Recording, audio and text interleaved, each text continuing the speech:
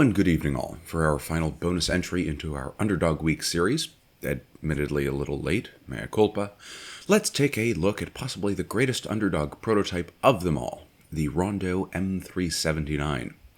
It's also a remarkably underappreciated car. I'd never even heard of it before I visited the Le Mans Museum last year, and while that's probably revealing the highly fragmented state of my knowledge base that actually stands as one of the primary reasons I started this channel, hey, the Rondeau M379 stands as probably one of the greatest team sporting achievements born out of a single man's initiative, not just in sports car racing, but arguably in the world of sport entirely.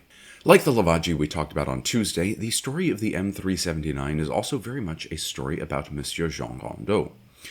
Born just after the Second World War ended and France was starting its rebuilding, Rondeau grew up in Le Mans and experienced the first post-war edition of the 24-hour race at only 3 years old, and, as best we understand, never really looked back. Despite coming from a modest background, he remained dedicated to racing and worked a huge array of jobs to finance his passion and hobby. And a hobbyist he was in pretty much every sense of the word. His first race, in a Renault 8 Gordini he had just purchased, ended early in a crash, and though he did possess sufficient skill to cut it in regional championships like Formula Renault and various touring and sports series, he just wasn't really skilled enough on track to earn himself a Le Mans seat with a professional squad.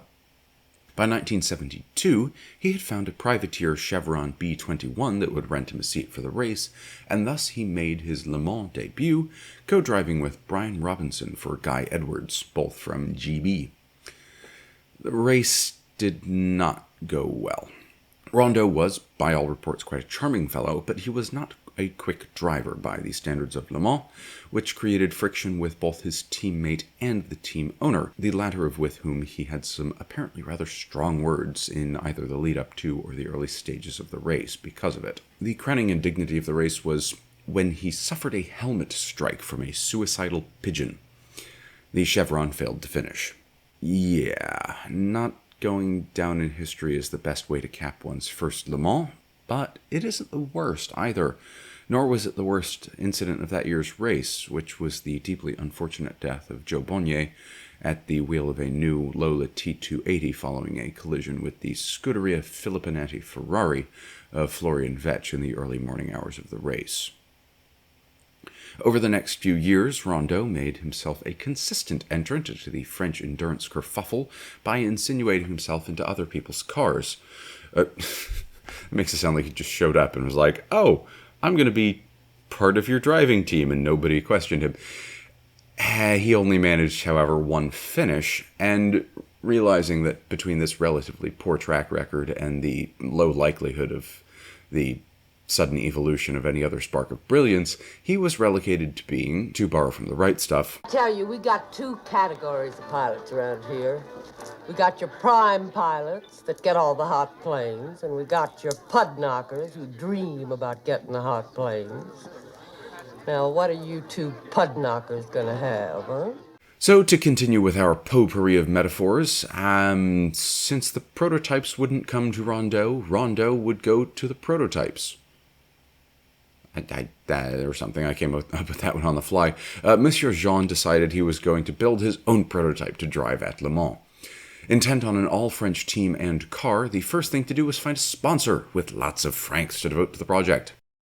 Originally, I thought his first title sponsor was Italian, so this section was going to say, intent on an all-French team and car, the first thing to do was find an Italian sponsor and a British-American engine. But we don't let a good joke obscure reality, and so, as is so often the way of these things, he found sponsorship through a fellow racing enthusiast who happened to have made lots of money in another venture. In this instance, Charles James's Inaltera, a French wallpaper manufacturer. I have no idea how to say James in anything approaching a French accent, and I'm not entirely sure that the chap was French to start with, but be that as it may. One of the cleverer things that Rondeau did was, according to the Le Mans website, pioneer the strategy of naming a car after its sponsor.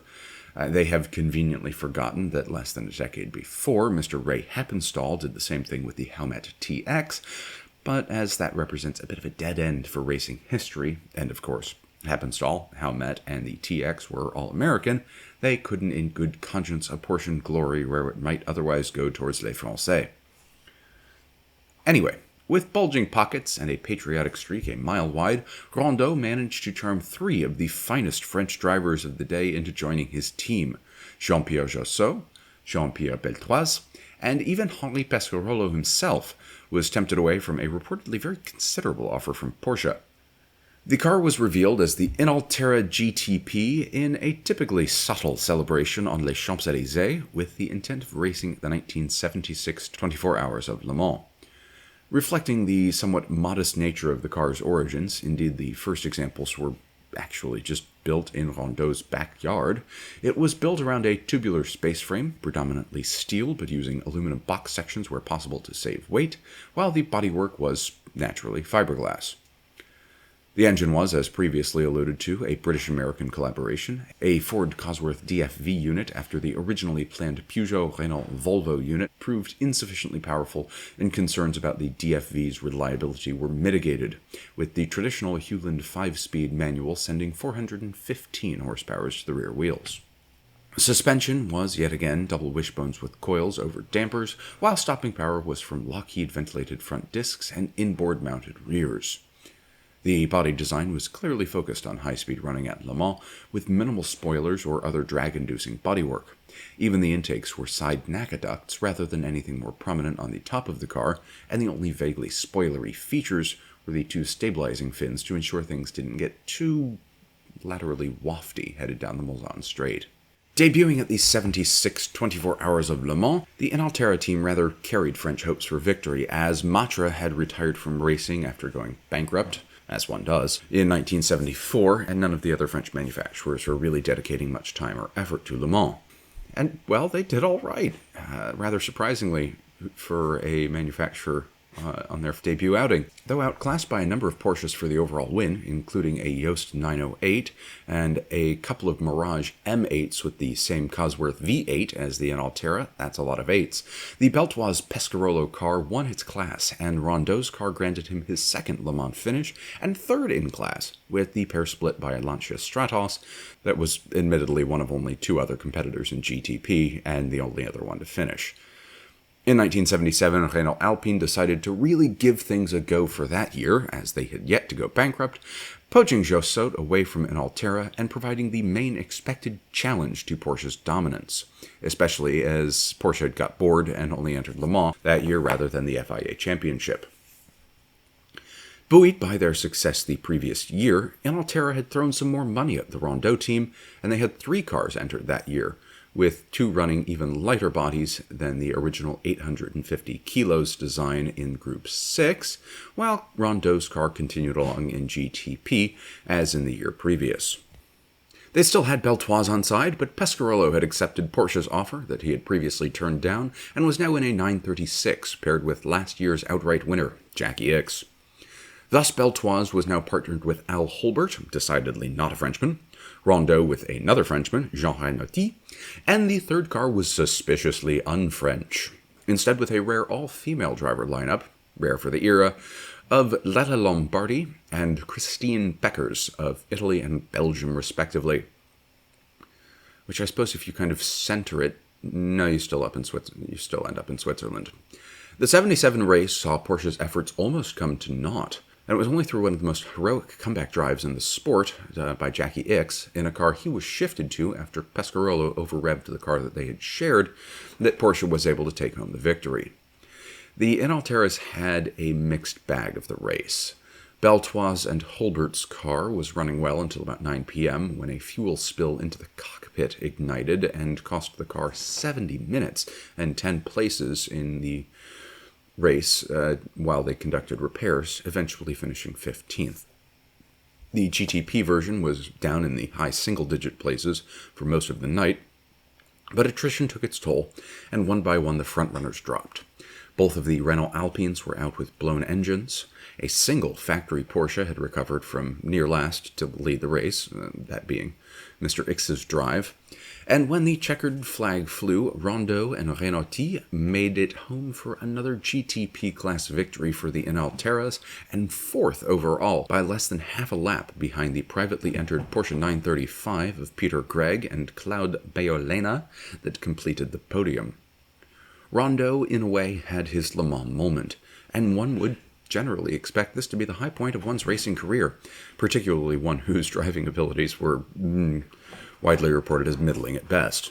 Then things went a bit sideways. Monsieur James sold or was replaced as the head of Inaltera, and the new leadership was not interested in throwing money at sports car racing, and so support for Automobile Jean Rondeau dried up. To make matters worse, the agreement the team had with Inaltera meant that the firm retained ownership of the cars and equipment. Thus, Inaltera decided to sell the cars. Rondeau didn't have the money to buy them, and so they were sent off to live in Switzerland, purchased by a Heini Mader, which is a rather unfortunate name. All Rondeau had left were the drawings and plans for the car, and one would forgive Rondeau for taking his class victory and leaving things at a high point. But he wanted to keep racing, and although he apparently toyed with the idea of a bizarre six-wheeler as a new car, he instead used the original plans and fabricated a new car on very short notice for 1978. Sponsored by a bearing manufacturer, the new car was only slightly modified from the Inalteras of previous years, with the rear wheels partially faired in and a slightly longer tail. Despite the car, now called a Rondeau, specifically the M378, being finished only days before the test and qualifying weekend, and managing a rather underwhelming 40th on the grid, the reliability of the design proved its worth, and after new and quicker GTP designs from Welter Racing failed, Rondeau took another class victory, this year 9th overall, and to his immense satisfaction, 15 laps ahead of one of his old Inalteras. He shared the win with fellow countrymen Bernard Darniche and Jackie Herron. Still struggling to find sponsors for next year's race, 1979, he nevertheless managed it and built two slightly modified cars that he dubbed M379. Hey, we finally got to the actual subject of the video. We're only about 12 minutes in. Going into the year with hopes for an outright win, after Porsche and Renault Alpine both decided to sit out Le Mans as factory squads. The new car featured largely aerodynamic tweaks and some adjustments to enhance reliability, but remained fundamentally the same as the previous year's designs.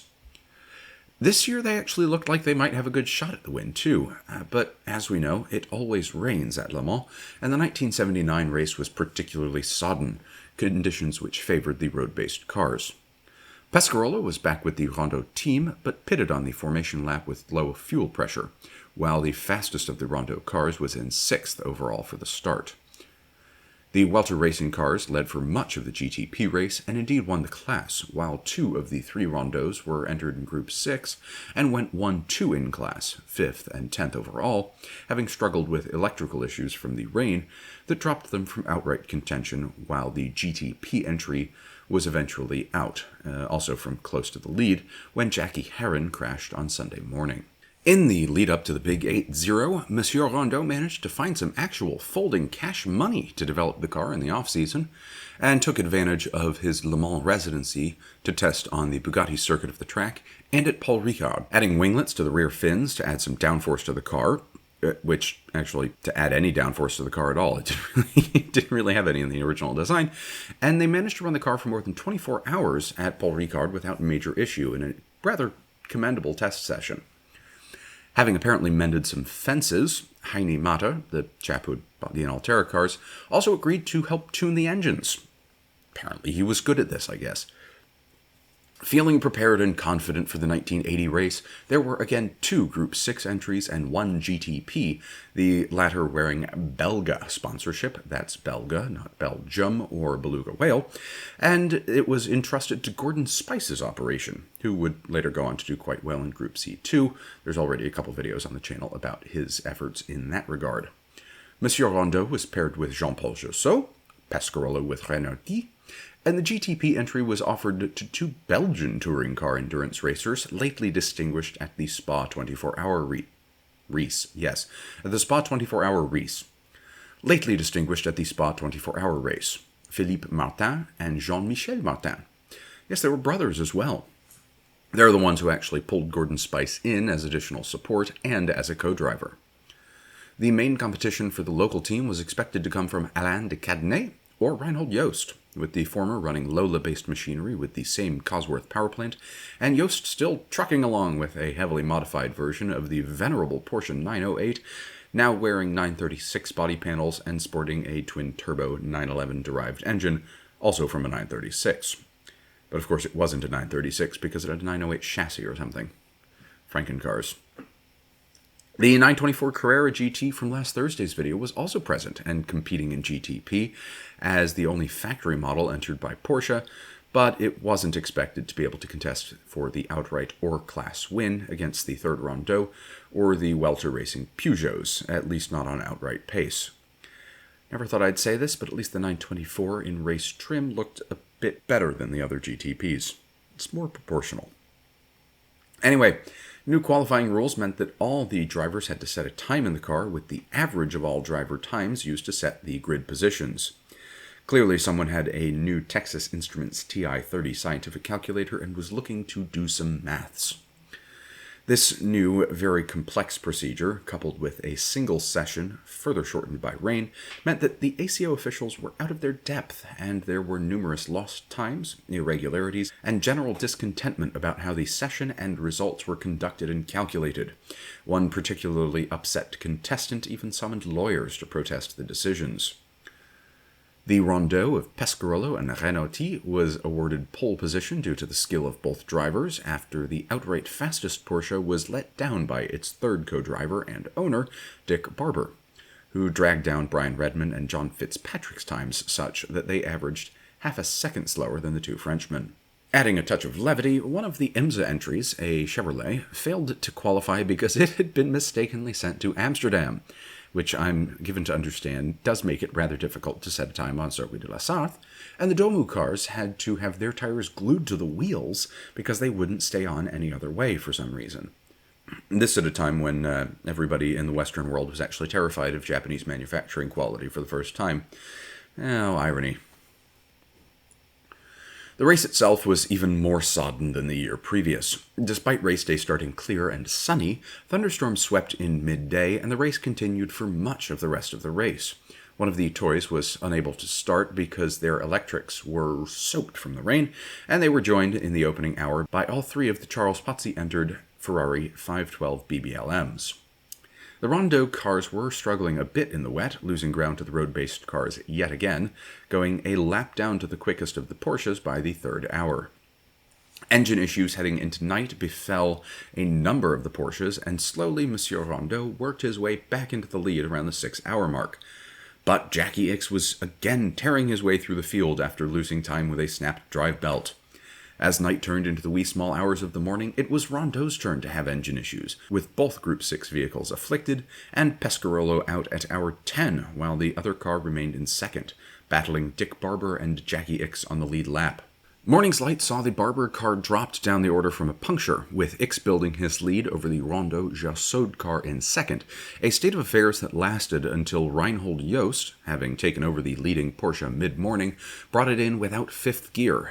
They lost almost half an hour in the pits for repairs, by which point Jassaud had built a 5-lap lead and started to drive a more conservative pace to ensure the car made it to the end.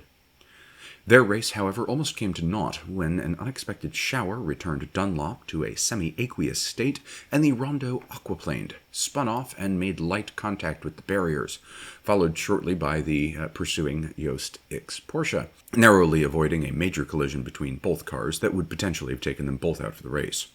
The leading 2-liter car, a Primagas-sponsored Lola, also fell victim to the unexpected wet, and over-revved their engine trying to resume, retiring after leading the race for more than 11 hours.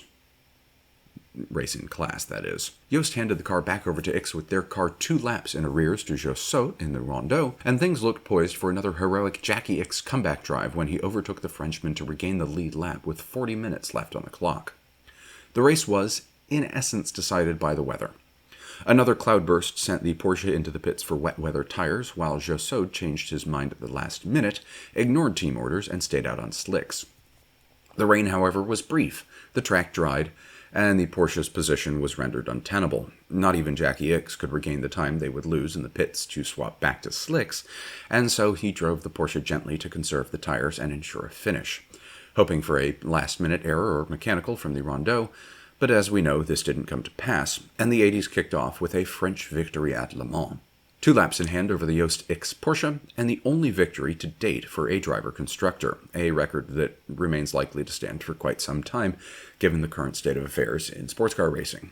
The Spice and Frère Martin GTP Rondeau came home to 3rd overall and 1st in class as well, having spent only 45 minutes in the pits, the least of all the finishers. Needless to say, this outright victory brought with it a surge of sponsorship, and 5 updated M379s were on the entry list for 1981, 3 in Group 6 and 2 in GTP. The M379C sported another aerodynamic revision, this time with all cars featuring a full-width rear wing, improved brakes, and 2 of the Group 6 cars running an updated Cosworth power plant, making 530 horsepower, intent on defending their title against not only Jost's not 936s, but 2 factory-backed true 936s that had been reworked to emphasize reliability. Regulation changes meant that a 917 was eligible for 1 more season before the Group C rules came into effect in 1982, a final opportunity to add an extra victory to the venerable Oldsters trophy case. But the updates to the factory Porsches were considerable, and qualifying saw the 936s several seconds ahead of everyone else, with Jackie Ickx and Jochen Mass locking out the front row. The whole week was sunny and race day dawned hot. An arguably welcome change from the grayness of previous years, but the sun did not long shine for Monsieur Rondeau. Lap 9 saw him bringing his car into the pits with a broken fuel pump, and repair work that lasted an hour and a half meant that it would not be a glorious repeat of the previous year's race, but they soldiered on nonetheless. The Rondeau were more fuel efficient than the Porsches throughout, which left the other cars in with hope for victory. The first retirement for the team came from an accident in the 3rd hour from Jean-Louis Lafosse in the 3-liter Group 6 car when the car spun heading down the Mulsanne and damaged the front chassis, unbeknownst to the driver, who resumed. The next lap, the car's steering broke and veered into a marshal's post, injuring the 2 occupants of the post before continuing across the other side of the track into a barrier, nearly splitting the car in 2 and killing Lafosse instantly. It was, I believe, the first, and I think only, fatal accident for a Rondeau-built vehicle. The Derek Bell Jackie Ickx car worked its way up to the lead despite the thirstier engines requiring more frequent fueling stops, picking it up at the 4-hour mark and holding it through to the end of the race, finally giving Jackie Ickx a trouble-free run to another win at La Sarthe, his record-breaking 5th that put him alone atop the pantheon of Le Mans winners, surpassing Olivier Gendebion's 4, which he had previously shared. The remaining Rondeau were still doing well overall as night fell until Pescarolo was again out with fuel pump failure and a dead battery after 41 laps. This was followed just before by Rondeau returning to the pits with bad but inexplicable steering issues. Unable to determine exactly what was causing the difficulties, they were unable to effect a repair, and after the death of Lafosse earlier that day, they decided discretion was the better part of valor and retired the car. The remaining 2 cars were the 2 GTP class runners, and they stayed out of trouble and ran well straight through to the end of the race, finishing 2nd and 3rd overall, and 1-2 in class. With the coming of Group C in 1982, this was the end of the line for the current car, but Rondeau did continue to participate at Le Mans in Group C with prototypes that will be covered at a later date. Monsieur Rondeau unfortunately lost his life in 1985 in Champagne when he was hopping the lights at a level crossing following a police car across train tracks. The boom gates were down, and his car was hit by the train that the gates had closed for. As a, I suppose, friendly reminder, don't hop the lights at level crossings. The last Rondeau car to run at Le Mans was in 1988 in private hands, and several cars of various Inaltera and Rondeau constructions do make appearances at historic sports car events in Europe, as I don't think they ever raced in the US. That brings us to the end of another rather long video, and to the slightly late end of Underdog Week. I hope you've enjoyed it. Regular service will resume next week. We'll see how much progress I make on the 917 script, as I have some additional family commitments to take care of in the next few days, as well as an increasing level of work, and that will probably consume some not insignificant portion of my normal writing time. For this week's call to action, not featuring the 3 sacred words of YouTube. Like, comment, subscribe. There are 2 calls to action. One is an entirely selfish one, which is write to YouTube and tell them to let me monetize again. They keep turning my applications down because of some bullshit about my content not being unique and being reused from other things that are already on YouTube, which is frankly bullshit. But, so yeah, if there's a support line, I don't know, I'll go look it up and put it in the subtitle here. Send them angry emails, please, because as much as I enjoy doing this, I have increasingly less time. And frankly, the calculus makes less and less sense, at least on a regular posting schedule. The other one's going to be, don't forget to clean out your fridge for anything that's well past its expiration date. I was making fried rice last weekend and found a bottle of hoisin sauce that had an expiration date of 2014 on it, which is a bit terrifying because I do try to, clean out my fridge relatively frequently, and I've moved house 3 times in the last 10 years. So the fact that there's a bottle of hoisin sauce that has apparently managed to make it over 3 moves is a little bit concerning. Anyway, that just leaves it for me to say, as always, thank you for your time this evening, or whenever and wherever you are watching, and to wish you all good night and a good tomorrow.